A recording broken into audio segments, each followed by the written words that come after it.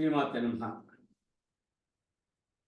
మీకు అందరికీ తెలుసు, ఈ సంవత్సరం నుంచి మనం ప్రత్యేకంగా మన పండుగలు అనే సిరీస్ ద్వారా ప్రతి సంవత్సరం మనం ఆచరించే పండుగలు, వాటి విధి విధానాలు వీడియోల ద్వారా మేము ముందుకు తేవడానికి ప్రయత్నిస్తున్నాము. మీరందరూ తప్పకుండా వీడియోలు చూసి మా ఛానల్ను ఆదరిస్తారని ఆశిస్తున్నాము. తప్పకుండా మా ఛానల్ని సబ్స్క్రైబ్ చేసుకోండి, నోటిఫికేషన్ సింబల్ని నొక్కండి, మా వీడియోస్ మీ బంధుమిత్రులకు, మీ స్నేహితులకు షేర్ చేయండి, అన్ని వీడియోలను లైక్ చేయండి. మీరు లైక్ చేస్తేనే యూట్యూబ్ వారు వేరే సభ్యులకు మన వీడియోలని చూడమని రికమెండ్ చేస్తుంది. అందుకని తప్పకుండా లైక్ చేయండి. మీకు నచ్చితే కామెంట్ రూపంలో తెలియజేయండి. ఈ వీడియోలో ప్రత్యేకంగా మనకు సంక్రాంతి నాటి విశేషాలు తెలుసుకుందాం. మకర సంక్రాంతి రోజు సాయంత్రము శబరిమల క్షేత్రంలో మకర జ్యోతి దర్శనం జరుగుతుందండి. ఎందరో భక్తులు ఆ దర్శనం చేసుకుంటారు. శబరి కొండకు ఎదురుగా ఉన్న కాంతిమలై అనే కొండపై స్వామి దర్శనం జ్యోతి రూపంలో భక్తులకు ఆనందాన్ని కలిగిస్తుంది. అది మకర సంక్రాంతి రోజు జరిగే ఒక దివ్యమైన అద్భుతం అండి. అలాగే శివగంగా అనే ప్రాంతంలో గంగాధరేశ్వర దేవాలయము ప్రసిద్ధమండి. ఆ స్వామికి దేవేరి పోన్నాదేవి. ఈ క్షేత్రంలో మకర సంక్రాంతి రోజు ఆ రోజు మాత్రమే ఒక అద్భుతం జరుగుతుందండి. సంక్రాంతి రోజు ఉదయము కొండ మీద స్తంభం మొదట్లో ఉన్న పైతొట్లో నీరు ఊరే సమయాన్ని గంగోత్పత్తి కాలము అని పిలుస్తారు.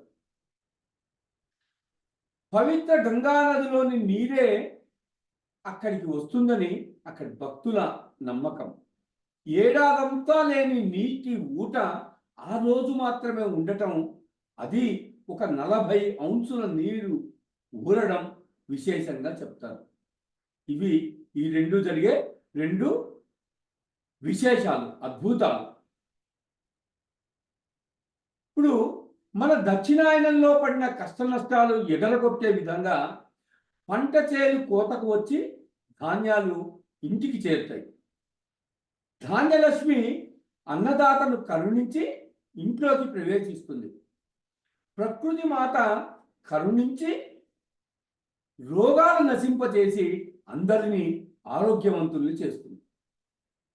ఈ సంక్రాంతి రైతులకు, వ్యవసాయ ఆధారితులకు చాలా పెద్ద పండుగ అండి. అందుకే శ్రీనాథుడు అంటాడు, పెను పండుగ పెద్ద పండుగ అంటాడండి. వరి, జొన్న, కంది, సజ్జ ఆనాటి కాలంలో వాణిజ్య పంటలు అన్నమాట. ఇది ప్రతి మిరప, మొక్కజొన్నల పంటలు కూడా కోసే సమయం. దీనివల్ల ఈ వ్యవసాయకులు ఎవరైతే ఉంటారో వాళ్ళందరికీ చేతి నిండా కావలసినంత డబ్బు ఉంటుంది. సంవత్సరం అంతా శ్రమించిన రైతులకు పంటలు చేతికి రావడంతో వారి కుటుంబాలు ఆనందంతో ఉంటాయి. దక్షిణాయనంలో ఎక్కువగా వర్ష ఋతువు ప్రభావం ఉంటుంది. దీంతో ప్రకృతి అతివృష్టి లేదా అనావృష్టి వల్ల దుఃఖంతో ప్రజలు జీవనం గడుపుతారు. అందుకే దక్షిణాయనాన్ని అశుభంగా భావించేవారండి. ఈ ఉత్తరాయణం ప్రవేశించగానే సంక్రాంతి వస్తుంది. నిజంగా అప్పటి నుండే ప్రకృతిలో కొత్త రకమైన పులకింత మొదలవుతుంది. అందుకే సంక్రాంతి పండుగే నిజమైన సంవత్సరాది అని భావించారు. ఈ సంక్రాంతికి పూర్వం ధనుర్మాసంలో సూర్యుడు ఎక్కడుంటాడు? ధనుస్సు రాశిలో ఉంటాడండి. ఆండాల అమ్మవారు శ్రీరంగనాథుడికి పాసురాలు పాడినట్టుగానే గ్రామస్తులు ఏం చేసేవారు? పూర్వం భజనలు చేస్తూ, దైవారాధన చేస్తూ గ్రామంలో ప్రదక్షిణలు చేసేవారు. తెలంగాణ ప్రాంతంలో ఇప్పటికీ కార్తీకాలు జరుగుతాయండి.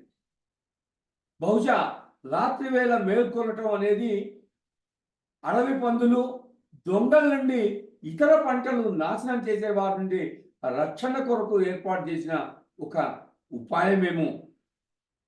అందరూ మేల్కొన్నప్పుడు జంతువులు, దొంగలు పంటల వైపు కన్నెత్తి చూడకపోవచ్చు.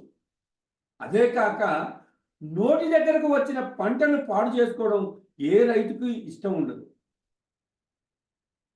ఈ ఉత్తరాయణము దేవతలకు, దక్షిణాయనము పితృదేవతలకు ప్రీతికరమైంది. ఈ ఉత్తరాయణ కాలంలో ఉత్తర ద్వారం తెలిసి ఉంటుంది అని ప్రజల విశ్వాసం. కాబట్టి దక్షిణాయనంలో కన్నా ఉత్తరాయణంలో మరణించడం శ్రేష్టంగా భావిస్తారు. ఈ ఉత్తరాయణంలో మరణించిన వారు ఆ భగవంతుడి మహిమ పొంది ఆ సూర్య సాయుధ్యం పొందుతారని వేదవచనం. ఉత్తరాయణంలో వచ్చే సంక్రాంతి పండుగ మనకు శుభ సంకేతాన్ని అందిస్తుంది. మకర సంక్రాంతి తర్వాత అంటే ఉత్తరాయణంలో మరణిస్తే మనము పుణ్యలోకాలు పొందుతామని మనకు శాస్త్రాలు కూడా చెప్తున్నాయి. అందుకు మహాభారతంలోని ఒక కథను చూద్దామండి. మహాభారత యుద్ధం తీవ్రంగా జరుగుతున్నప్పుడు భీష్ముడు కౌరవ సేనాని అయి భయంకరంగా యుద్ధం చేస్తూ పాండవ సేనను అదరగొడుతున్నాడండి. భీష్ముడు యుద్ధరంగంలో ఉన్నంత వరకు మన యుద్ధ నైపుణ్యం సాగదని గ్రహించిన పాండవులు శ్రీకృష్ణుడిని ఆశ్రయించారు. శ్రీకృష్ణ ఏం చేయాలి అని అడిగారు. అప్పుడు ఆయన సలహాతో భీష్ముడిని అస్త్ర సన్యాస రహస్యము ధర్మరాజు తెలుసుకొని అర్జునుడి ముందు శిఖండి అంటే ఒక నపుంసకుణ్ణి ఉంచుకొని యుద్ధం చేస్తుంటే భీష్ముడు ఇంకా శస్త్రాస్త్రాలను వదిలివేశాడండి. అప్పుడు భీష్ముడిపై అర్జునుడు శరపరంపర కురిపించగా భీష్ముడు కుప్ప కూలిపోయాడు. అయితే ఆ సమయం ఏంటి? దక్షిణాయనం అన్నమాట. ఈ సమయంలో మరణిస్తే పుణ్యలోకాలు దొరకవని గ్రహించిన భీష్ముడు తన మరణాన్ని ఏం చేశాడు? ఈ మరణాన్ని ఇది భీష్ముడి తండ్రి ఇచ్చాడండి.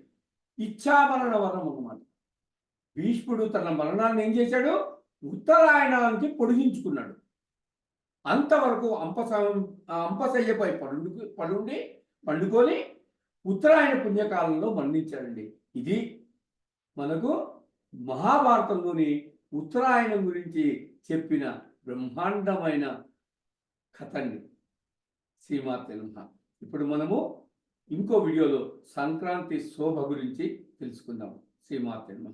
హరే కృష్ణ.